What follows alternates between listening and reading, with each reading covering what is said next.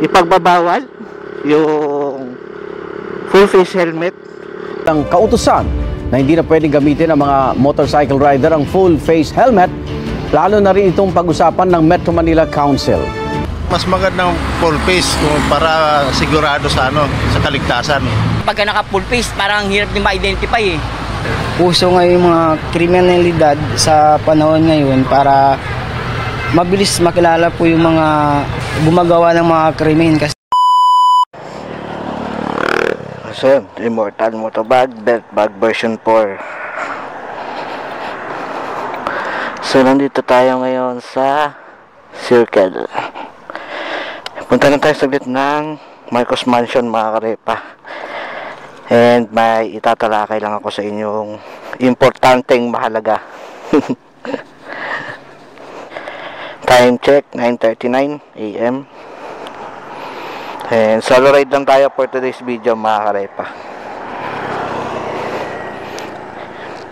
And yan, nakaready yung ating front cam and itong action cam ko na pang front cam, yung front cam tsaka itong POV ko na nasa helmet, Akaso Brave 7 and Akaso B50X. Sa mga nagtatanong, mga karepa, ayan ang gamit natin, Akaso.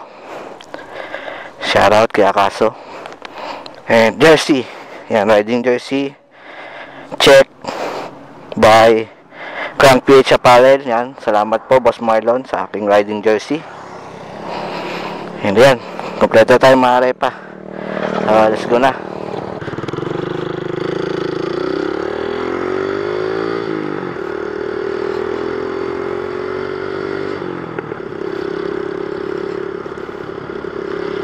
So, meron lang tayong tatalakayin, mga karepa, no? Kasi concern lang ako about dito.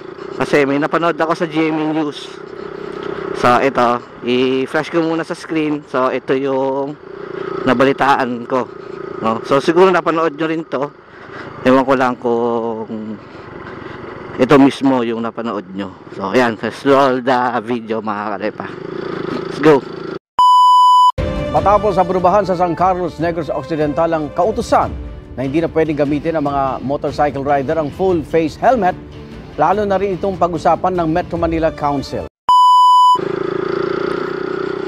So ayan, mga karepa, napanood nyo na yung video.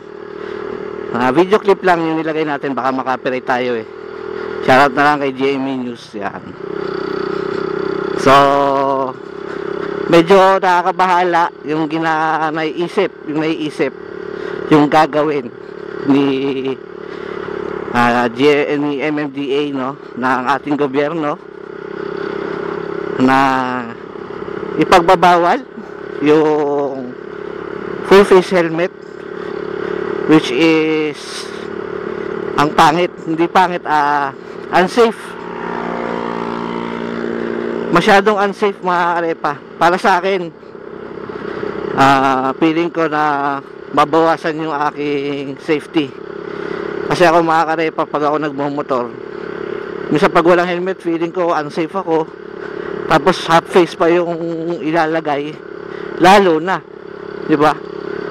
So napaka unsafe, napaka corny, no? Ako nagsabi corny. So ang KJ lang. Bakit ganun? Nagbenta pa ng full face, bawal din naman pala. Bumili pa ako ng full face, bawal din naman pala. 'Di ba? Yun ang unang-una, safety, mga karepa. Alam naman natin yan, safety, helmet, full face. Pangalawa, kaya nila gagawin yon, kaya nila naisip yon na gagawing half face is gawa ng mga kriminal, riding in tandem, mga barilan, mga hold-upan, mga robbery, ganyan, para maiwasan yung krimen. So bakit ganun yung naisip nila, mga arepa, di ba? Pwede namang ikalat yung kapulisan natin, no? Mag-conduct ng checkpoints, di ba? Doon pa lang nahuhuli na nila eh. Mahuhuli na nila yung mga kriminal na kanilang hinahunt, di ba? O yung kung gusto mo nila yung mga unregistered motorcycle, walang lisensya, di ba? Mag-conduct sila ng checkpoint. Alam naman nila yan eh. Pero bakit pa nila tatanggalin yung full face? Kung ako kriminal, bakit ko ipapakita yung mukha ko? Pwede mo na ako bumili ng half face na tinted visor, di ba? Hindi nyo ako makikilala. Hindi nyo makikita yung mukha ko.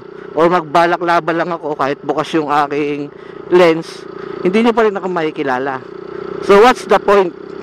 Anong sense nung pagbabawal sa full face helmet? Di ba?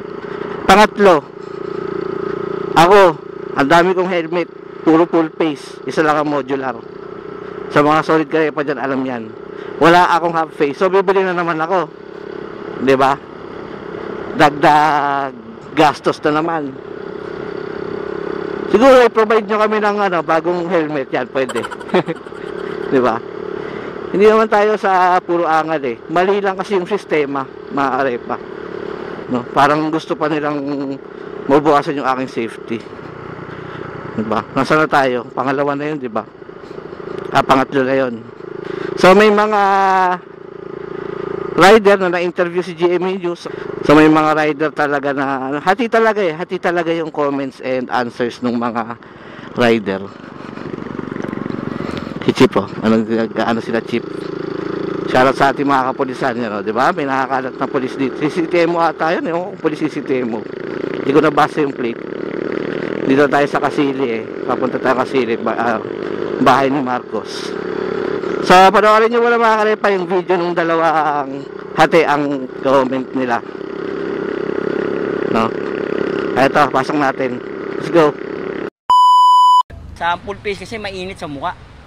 Tapos pangalawa, parang ang hirap kang huminga pagka yung pagod ka na.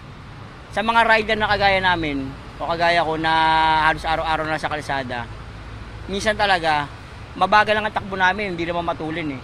Kaya kumbaga, parang mas gusto namin yung nakakahinga kami pagka yung matagal na biyahe namin. For safety sa rider din po sir, para in case na magka-abare sa daan na aksidente, para di ka masyado safety ka pa rin sir. Kasi protektado yung ulo mo sir eh. Mas magandang full face para sigurado sa sa kaligtasan. Kung sakali madisgrasya, di ba? Pero dahil sa pinatutupad na para makita yung mukha ng pasahero at saka yung rider, wala tayong magawa. Bili ulit, panibagong gastos na lang po. Pero wala naman akong choice. Wala naman akong choice kung ano ipapatupad nila eh. So ayan, nakita nyo na, maaari pa, di ba? Hati talaga, merong gusto, merong papayag, meron namang ayaw, at merong no choice, di ba? Doon talaga, pag ipinatupad yung batas na yun, wala tayong no choice. Wala tayong no choice kung hindi sumunod, di ba? Doon talaga, yun ang batas, kailangan sumunod sa batas. Kahit puro angal tayo, kahit aangal tayo ng angal, susunod tayo. So, nandito tayo sa bahay ni Marcos, mga arepa. Gala-gala lang tayo dito.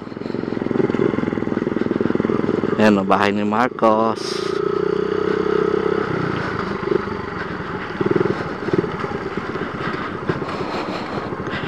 So, ayun lang muna mga karepa. Ano sa palagay nyo? Diba? Ang pangit ng gagawing batas. So, shoutout sa lahat ng mga karepa dyan na nakinig sa ating usapan. So, comment down below kung ano sa palagay nyo.